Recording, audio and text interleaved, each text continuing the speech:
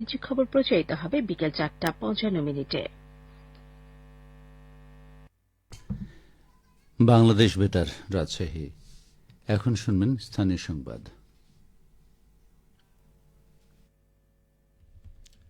আসসালামু আলাইকুম। বাংলাদেশ বেতার, রাজশাহী। স্থানীয় সংবাদ পড়ছি গোলাম মর্তুজা হেনা। কৃষি মন্ত্রণালয়ের আওতাধীন স্বায়ত্তশাসিত প্রতিষ্ঠান বরেন্দ্র বহুমুখী উন্নয়ন কর্তৃপক্ষ কৃষকের সেচ সংক্রান্ত সমস্যা নিরসনে হটলাইন সেবা চালু করেছে। বিশেষ করে চলতি বোরো মৌসুমে কৃষকরা যাতে সেচ সুবিধা নির্বিঘ্নে পান তা নিশ্চিতে এ উদ্যোগ নেওয়া হয়। বিএমটি এর চেয়ারম্যান ডক্টর এম আসাদুজ্জামান আজ এ তথ্য জানিয়েছেন। তিনি জানান, চলতি বোরো মৌসুমে রাজশাহী ও রংপুর বিভাগে 16,715টি সেচ যন্ত্র দ্বারা প্রায় 3,30,000 হেক্টর জমিতে সেচ কার্যক্রম পরিচালনা করছে। প্রতিটি পাম্প সুষ্ঠুভাবে পরিচালনায় একজন অপারেটর সার্বক্ষণিক দায়িত্ব পালন করছেন। সেক্ষেত্রে অপারেটরদের কোনো ধরনের অসহযোগিতা বা সেচ প্রাপ্তিতে ইচ্ছাকৃত বিলম্ব ঘটানো বা নির্ধারিত সেচ চার্জের অধিক অর্থ গ্রহণ সহ যে কোনো ধরনের হয়রানি বিষয়ে কৃষকদের অভিযোগ গ্রহণের জন্য ইতিমধ্যে একটি হটলাইন নম্বর চালু করা হয়েছে। নম্বরটি হল 013364263330। এ নম্বরে ফোন করে কৃষকরা যে কোনো সময় তাদের সেচ সংক্রান্ত অভিযোগ জানাতে পারবেন। পাশাপাশি প্রাপ্ত অভিযোগ দ্রুত নিষ্পত্তির জন্য বিএমটি এর কর্মকর্তাদের সমন্বয়ে জেলাভিত্তিক 6টি পৃথক কমিটি গঠন করা হয়েছে। কমিটির সদস্যগণ সরেজমিনে পরিদর্শন পূর্বক অভিযোগ প্রাপ্তির 24 ঘণ্টার মধ্যে অভিযোগ নিষ্পত্তির জন্য কার্যকরী ব্যবস্থা গ্রহণ করবেন। সিরাজগঞ্জে গ্রাম আদালত বিষয়ক প্রশিক্ষণ কর্মশালা শুরু হয়েছে।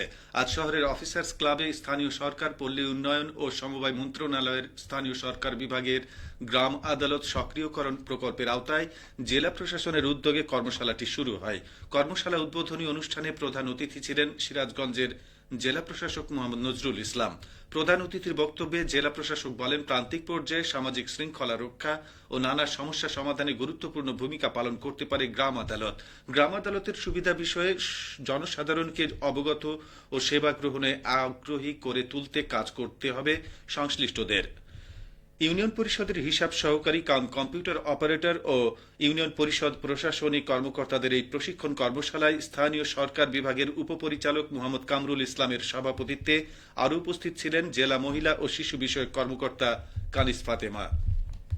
রমজানে দ্রব্যমূল্য মানুষের ক্রয় ক্ষমতার মধ্যে রাখতে এবং বাজার কারসাজি প্রতিরোধ করতে মাঠে নেমেছে পাবনা জেলা প্রশাসন। এ নিয়ে শুনুন আমাদের পাবনা জেলা সংবাদদাতার একটি প্রতিবেদন। শুরু হয়েছে সিয়াম সাধনার মাস রমজান। রমজানে বিভিন্ন দ্রব্যমূল্যের দাম যাচাই, পাইকারি ও খুচরা বিক্রয় মূল্য তালিকা, ক্রয় রসিদ ও মুনাফার হার তদারকি করতে বাজার মনিটরিং কার্যক্রম শুরু করেছে পাবনা জেলা প্রশাসন। পাবনা জেলা প্রশাসক মোহাম্মদ মফিজুল ইসলাম নিজেই মাঠে নেমে এই কার্যক্রম শুরু করেন।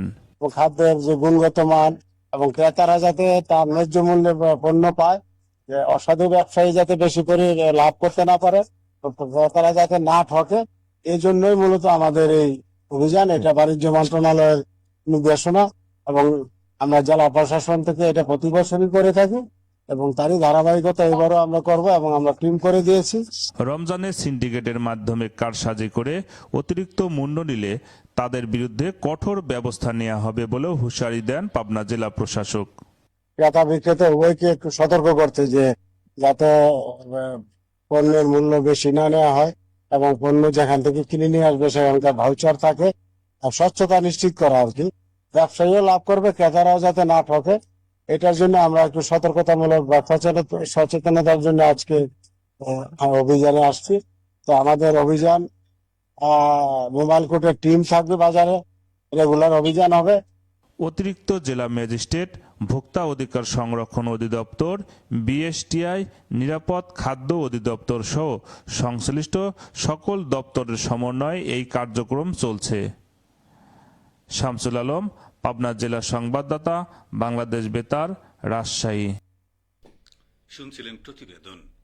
নওগাঁয় বাস ডাকাতির মামলায় 6 ব্যক্তিকে আটক করেছে পুলিশ। আটককৃতরা ডাকাতি সহ বিভিন্ন অপরাধ কর্মকাণ্ডের ঘটনায় মামলার আসামি বলে জানানো হয়েছে। আজ দুপুরে জেলা পুলিশ সুপার কার্যালয়ে এক প্রেস ব্রিফিংয়ে এসব কথা বলেন নওগাঁর police super Safiul Sarwar. Police super বলেন, গত 22 ফেব্রুয়ারি রাত 11টায় পত্নীতলা উপজেলার মানাসী নামক স্থানে সড়কের উপর গাছ ফেলে ব্যারিকেড দিয়ে বিআরটিসির একটি বাস সহ বিভিন্ন যানবাহনে ডাকাতি চালায় দুষ্কৃতিকারীরা। এছাড়া জেলার পোরশা ও সাপাহারে পরপর কয়েকটি বাস ডাকাতির ঘটনায় থানায় পৃথক মামলা হয়। এরপর পুলিশের কয়েকটি টিম জয়পুরহাট, গাইবান্ধা ও বগুড়ায় অভিযান চালিয়ে আন্তঃজেলা ডাকাত দলের 6 সদস্যকে আটক করে। একই সাথে লুণ্ঠিত মালামাল উদ্ধার করা হয়েছে। পুলিশ সুপার বলেন, ডাকাতের ঘটনায় ব্যবহৃত কয়েকটি দেশীয় অস্ত্র ও একটি মাইক্রোবাস জব্দ করা হয়েছে। সবশেষে আবহাওয়া। আজ রাজশাহীতে সর্বোচ্চ তাপমাত্রা ছিল 32.7 ডিগ্রি এবং সর্বনিম্ন 18.7 ডিগ্রি সেলসিয়াস। বিকেল 3টায় বাতাসে আপেক্ষিক আর্দ্রতার পরিমাণ ছিল 29%। রাজশাহী ও পার্শ্ববর্তী এলাকায় আজ ইফতার সন্ধ্যে 6টা 12 এবং আগামীকাল সেহরির শেষ সময় ভোর 5টা 5 সংবাদ শেষ হলো। আমাদের পরবর্তী স্থানীয় সংবাদ সন্ধ্যা 7টায়।